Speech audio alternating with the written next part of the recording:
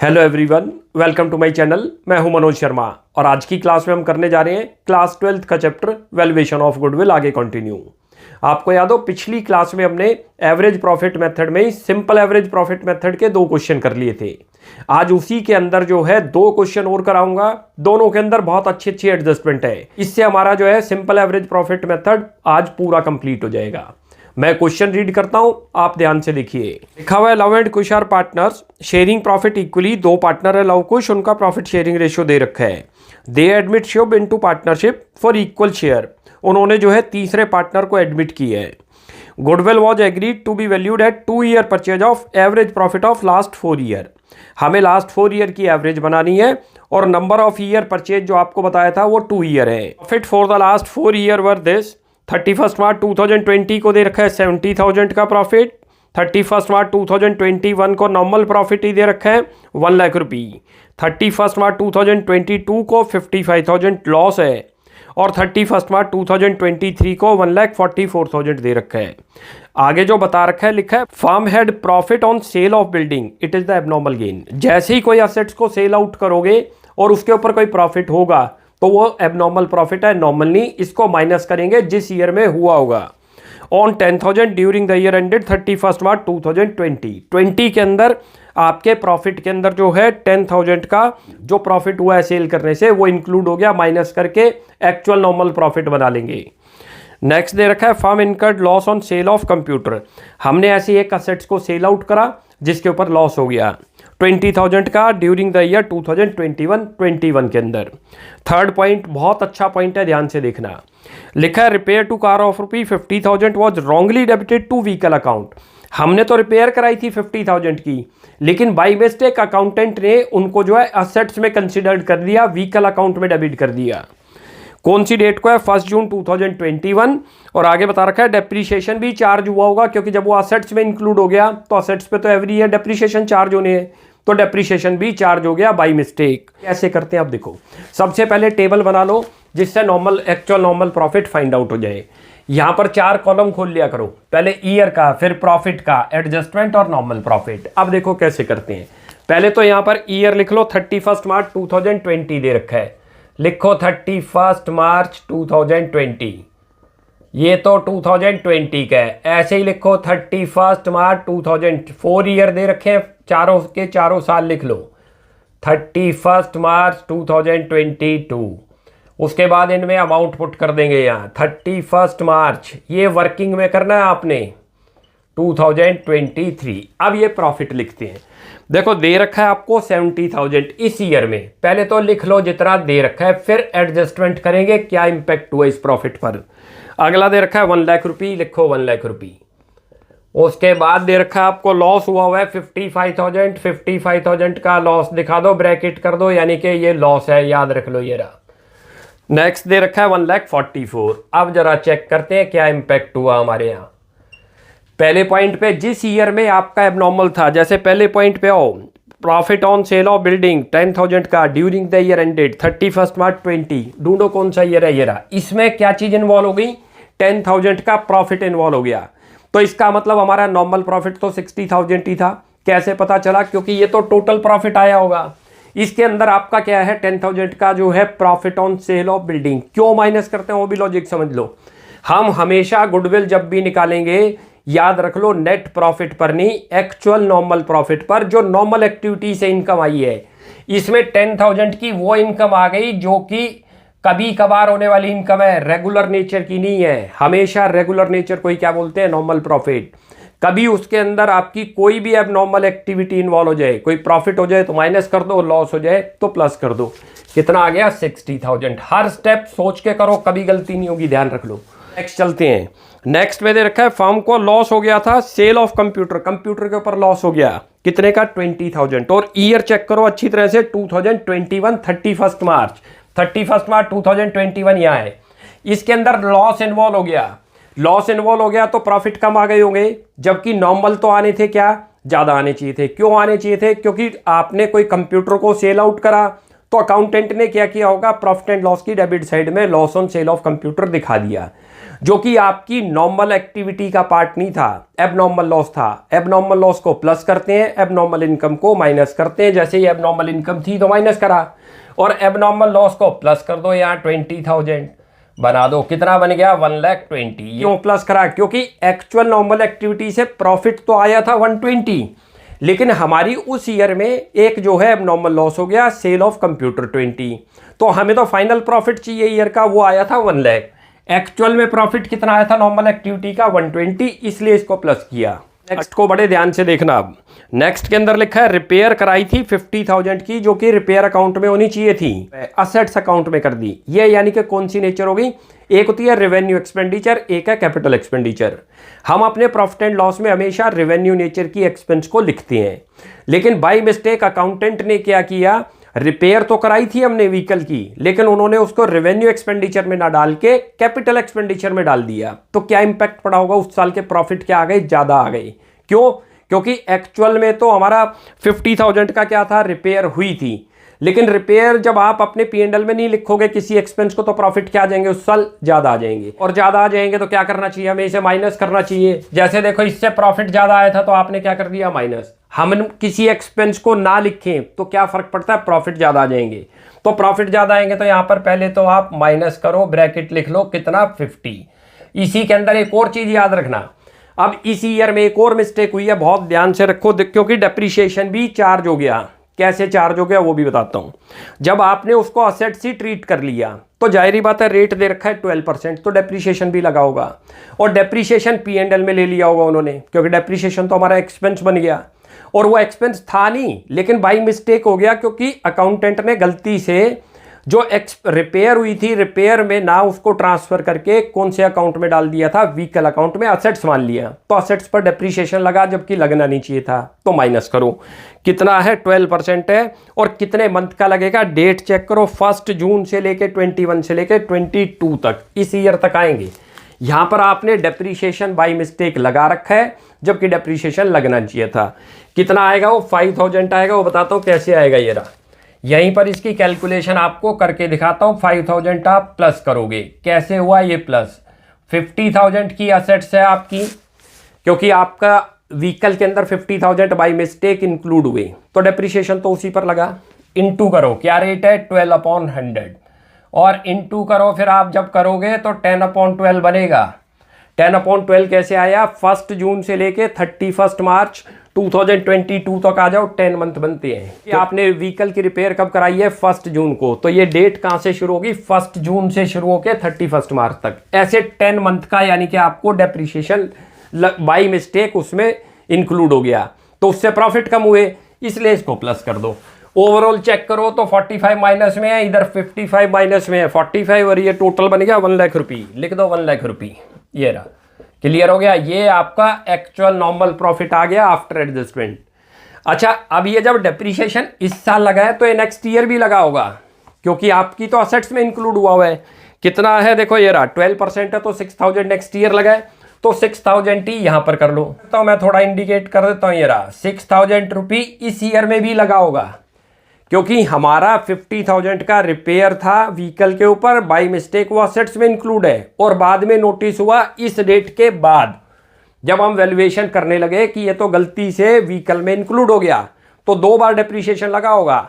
एक तो जिस ईयर में आपने वो एक्सपेंस करे थे और गलत एक्सपेंस कर गए, कैपिटल एक्सपेंडिचर में उसको इंक्लूड कर गए, अगले साल भी उसका इंपैक्ट ये हुआ, तो 6,000 से प्रॉफिट क्या आया होगा? इस साल भी कम आया होगा, प्लस कर दो यहाँ। ये चारों साल के प्रॉफिट आ गए, यही तो एक्चुअल प्रॉफिट थे। क्लियर हो गया? पहले क्या करना है? ईयर लिख दो, फिर प्रॉफिट जो गिवन है वो लिख दो, जो एडजस्टमेंट करनी है जिसकी वजह से आपके प्रॉफिट वो नॉर्मल नहीं बन रहे हो, वो ज्यादा बन रहे हो तो माइनस कर दो, वो कम बन रहे हो तो प्लस कर दो। ये देखो ना, ये 10,000 गलती से मिस्टेक हो गई, प्रॉफिट था किसके ऊपर? Profit on sale of building, जबकि ये नॉर्मल एक्टिविटी से इनकम नहीं आई, एबनॉर्मल एक्टिविटी से आई। नॉर्मल और एबनॉर्मल में ये भी समझ लो, एबनॉर्मल ऐसी एक्टिविटी है जो एवरी ईयर नहीं होंगी, रेगुलर नेचर की नहीं है, कभी कभार होंगी। ये गलती भी हमसे हर साल नहीं होगी। हमने रिपेयर कराई थी अपनी असेट्स की, व्हीकल की, गलती से अकाउंटेंट ने उनको व्हीकल अकाउंट में ट्रांसफर कर दिया, तो उस पर 2 बार डेप्रीशिएशन लग गया, एक बार तो जिस ईयर में वो मिस्टेक हुई और एक बार नेक्स्ट ईयर। बाद में अब इसको जब गुडविल कैलकुलेट करने लगे तो रेक्टिफाई कर रहे हैं, आफ्टर एडजस्टमेंट बना दो। अब इनका टोटल करो। अच्छा ये तो माइनस में है, माइनस कर लो। यहां से टोटल करते हैं तो देखो ये रहा, ये 1 लाख से 80, इसमें ये 2,30,000 आ गया, और ये क्या चीज आ गया आपका, नोट कर लो, टोटल नॉर्मल प्रॉफिट आ गया। ये हमारा लिख लो यहाँ टोटल नॉर्मल प्रॉफिट। अब एवरेज प्रॉफिट बना दो। क्या फार्मूला था एवरेज प्रॉफिट का, लिख दो। हमारा फार्मूला था total normal profit divided by number of years. कितना कितना आ गया चेक करो, ये रहा टोटल बन गया 2,30,000, देख लो ये रहा 2,30,000। डिवाइड करो इसको 4 से, करते हो तो 50 पे तो वैसे ही चला गया, 50 के बाद 57,500 आ गया। ये क्या चीज आ गई, आपका एवरेज प्रॉफिट आ गया। अब गुडविल निकल गई। लिखो यहां पर वैल्यू ऑफ गुडविल। गुडविल कैसे बताई थी, average profit into number of years purchase, वो लिख दो। ये तो फार्मूला है, याद रख लो गुडविल का। क्या करते हैं, एवरेज प्रॉफिट बनाएंगे, यानी कि एवरेज नॉर्मल प्रॉफिट जो है निकाल लाए, और into number of year purchase, वो क्वेश्चन में दे रखे हैं। ये देखो एवरेज प्रॉफिट तो अभी अभी निकाल रहा है 57,500, इनटू कर दो नंबर ऑफ ईयर परचेज 2 दे रखे हैं। 50 और 50 कितना हो गया, 1 लाख, 1,15,000 आ गया। ये हमारा आंसर आ गया, यही तो हमें निकालना था 1,15,000। ये लो जी, क्लियर हो गया। ये था ऐसे क्वेश्चन।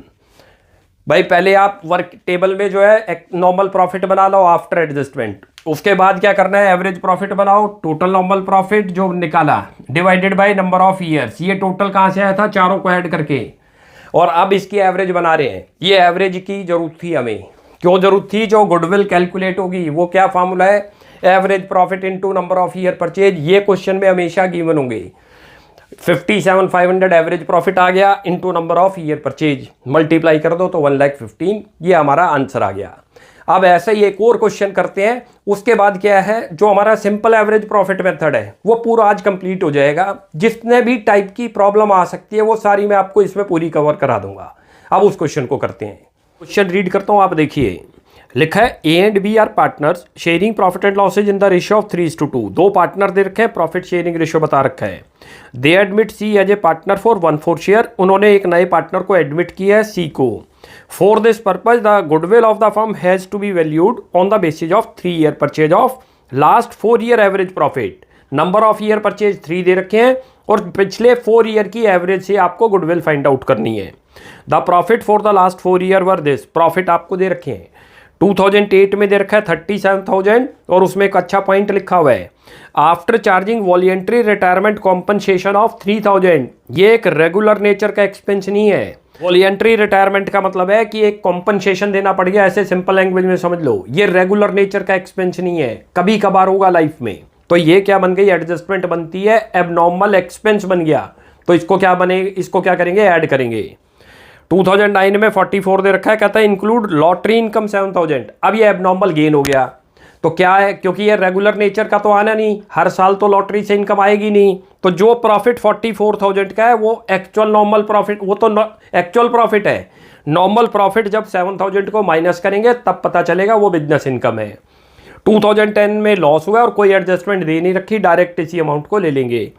2011 में 53,000 है, और लिखा हुआ है कि इसमें एक्सक्लूड है salary 10,000 to a manager now to be paid. हमने कोई सैलरी पेड करनी थी मैनेजर को, जो कि इग्नोर हो गई होगी, तो प्रॉफिट तो उस साल ज़्यादा आ गए होंगे। तो नॉर्मल प्रॉफिट बनाने के लिए क्या करना पड़ेगा, इसको माइनस करना पड़ेगा।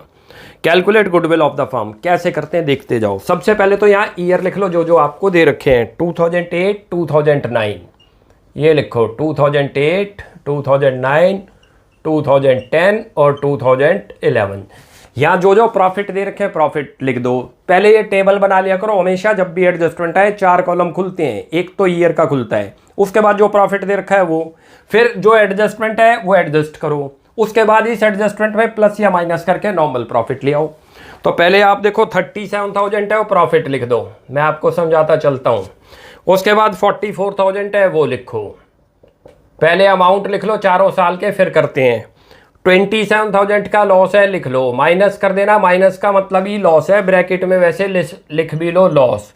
और 2011 में 53,000 दे रखा है प्रॉफिट। अब एडजस्टमेंट ट्रीट करते हैं। ठीक है, कह रहा है कि हमने जो ये प्रॉफिट निकाल रखा है इसमें कॉम्पनसेशन दे रखा है वॉलंटरी रिटायरमेंट स्कीम का। मैंने आपको बताया सिंपल लैंग्वेज में समझ लो, ये एक ऐसा एक्सपेंस है जब भी वीआरएस आए, वॉलंटरी रिटायरमेंट स्कीम आए, तो उस केस में एम्प्लॉय को जो दिया जाएगा वो रेगुलर नेचर के एक्सपेंस नहीं है, वो कभी कभार स्कीम आएगी लाइफ में बिजनेस की। तो ये क्या है, हमारे इससे प्रॉफिट कम हुए, प्लस कर दो इसके अंदर कितना दे रखा है 3000, लिखो प्लस ये 3000, टोटल कितना बन जाएगा 40। ये आपका नॉर्मल प्रॉफिट था। बाई चांस हमें 3000 देने पड़ गए उस साल, जिसकी वजह से हमारे प्रॉफिट कम आए थे। तो गुडविल हमेशा किससे निकलती है, याद रख लो, बार बार रिपीट करता हूं, नेट प्रॉफिट से नहीं, नॉर्मल प्रॉफिट से। प्रॉफिट में तो हमेशा आपको जो है नॉर्मल इनकम भी आएगी और एबनॉर्मल इनकम भी आएगी। ऐसे नॉर्मल एक्सपेंस भी होंगे और नॉर्मल लॉसेज भी होंगे। हमें नॉर्मल प्रॉफिट बनाना है। जो एबनॉर्मल एक्सपेंस हैं उनको प्लस कर दो, जो एबनॉर्मल इनकम इंक्लूड होगी इस प्रॉफिट में माइनस कर दो, नॉर्मल आ गया। नेक्स्ट आपको दे रखा है इंक्लूड लॉटरी इनकम आई हुई है इस ईयर में 7000 की। कैसी इनकम है, यानी कि बिजनेस इनकम तो कम आई थी, लॉटरी इसमें मिली हुई है 7000 की लॉटरी इनकम, तो नॉर्मल प्रॉफिट तो हमारा कम रहा होगा, माइनस कर दो 7000, कितना बन जाएगा करते हो तो 37000। क्लियर हो गया ये। नेक्स्ट चलते हैं, अगला दे रखा है, अगले में लॉस है, कोई एडजस्टमेंट नहीं है, एज इट इज लिख दो इसको तो यहीं पर 27000 माइनस, ब्रैकेट का मतलब लॉस समझ गए, माइनस ब्रैकेट का मतलब माइनस समझ लो। बोल रहा है कि 6000 की सैलरी देना ओमिट कर गए होगे, तो 6000 से प्रॉफिट ज़्यादा आ गए होंगे जब आपने देनी सैलरी थी, और हमने इसमें सैलरी अभी एक्सक्लूड कर रखी है। एक्सक्लूड का मतलब अभी इसमें इंक्लूड नहीं कर रखी, ओमिशन हुई हुई है, तो सैलरी देनी है 6000 की, तो प्रॉफिट तो कम होंगे नॉर्मल, माइनस करो 6000, ये रहा। चलो कितना बन जाएगा करोगे तो 47000। क्लियर हो गया। ये थे, ये हमारा नॉर्मल प्रॉफिट आया। अब इसका टोटल करते हैं, टोटल नॉर्मल प्रॉफिट बनाते हैं। देखो ये माइनस करते हो तो यहाँ 20000 बच गया, 20 यहाँ करते हो तो 60, 97000 आ गया। ये तो लिख लो 97000, और यहाँ लिख लो ब्रैकेट में टोटल नॉर्मल प्रॉफिट। भाई यही हमें फाइंड आउट करना था। अब हमारा क्वेश्चन हो गया, क्या करनी पड़ेगी, हमें एवरेज प्रॉफिट बनानी है। एवरेज प्रॉफिट बना लो। एवरेज प्रॉफिट कैसे बनती है, फार्मूला याद रख लो, total normal profit divided by number of years. Number of year का मतलब ये जितने दे रखे हैं। टोटल नॉर्मल कितना आया 97, लिखो 97000 डिवाइड करो 4 से, 24250 आपका एवरेज नॉर्मल प्रॉफिट आ गया, जिसकी रिक्वायरमेंट थी क्वेश्चन में। ये तो पहले एवरेज प्रॉफिट बनाया, कैसे बना, जो ये सारे प्रॉफिट आए उसका टोटल करके लिख दो, ये रहा, डिवाइड करो जितने साल का ये प्रॉफिट आया। 4 साल का था तो 4 से कर दो, तो एवरेज आ गया। अब गुडविल का फार्मूला क्या है, ये रहा, average profit into number of year purchase लिख दो। एवरेज अभी अभी आप निकाल रहे 24250, number of year purchase question में मेंशन है, मल्टीप्लाई कर लो, 24 × 3 करें तो 72000 हो गया, और 750 ये फर्म की गुडविल आ गई। यही तो आंसर था भाई, हमें यही तो निकालनी थी, गुडविल कितनी आ गई, ये निकल गई हमारी गुडविल। ये था ये क्वेश्चन, बहुत आसान है, ध्यान रख लो। पहले 4 हमेशा टेबल बना लिया करो, टेबल में पहले ईयर लिख लो, फिर यहाँ प्रॉफिट लिखो जो गिवन है, फिर एडजस्टमेंट करो, ये एक्चुअल नॉर्मल प्रॉफिट आ जाएगा। उसके बाद फिर एवरेज बना दो, जितना टोटल प्रॉफिट आया डिवाइड करो नंबर ऑफ ईयर, तो ये आपकी एवरेज प्रॉफिट आ गई। गुडविल का फार्मूला याद रख लो, average profit into number of years. Number of years question में मेंशन होंगे। क्लियर है। वैसे आपको बताया भी था पिछली क्लास में, नंबर ऑफ ईयर परचेज का मतलब है कि जो प्रॉफिट आज हम मेंटेन कर रहे हैं, नंबर ऑफ ईयर का मतलब है इतने साल तक वही प्रॉफिट हमारा मेंटेन रहेगा, उसको बोलते हैं number of year purchase. Clear है। तो आज हमारा अब ये जो एवरेज प्रॉफिट मेथड था, उसके अंदर सिंपल एवरेज प्रॉफिट मेथड आज पूरा कंप्लीट हो गया। जितनी भी एडजस्टमेंट बनती थी हमने वो सारी कवर कर ली। नेक्स्ट क्लास में इसी का नया टॉपिक करेंगे, वेटेड एवरेज प्रॉफिट मेथड। उसके बाद जो है सुपर प्रॉफिट मेथड और फिर कैपिटलाइजेशन। तो नेक्स्ट क्लास में मिलते हैं। आप यहाँ तक प्रैक्टिस कीजिए। कोई भी डाउट लगता है you will ask in comment section. आपको हमारी वीडियो अच्छी लगती है प्लीज़ इसको लाइक एंड सब्सक्राइब कीजिए। Thanks for watching my video. Next class में जल्दी मिलते हैं।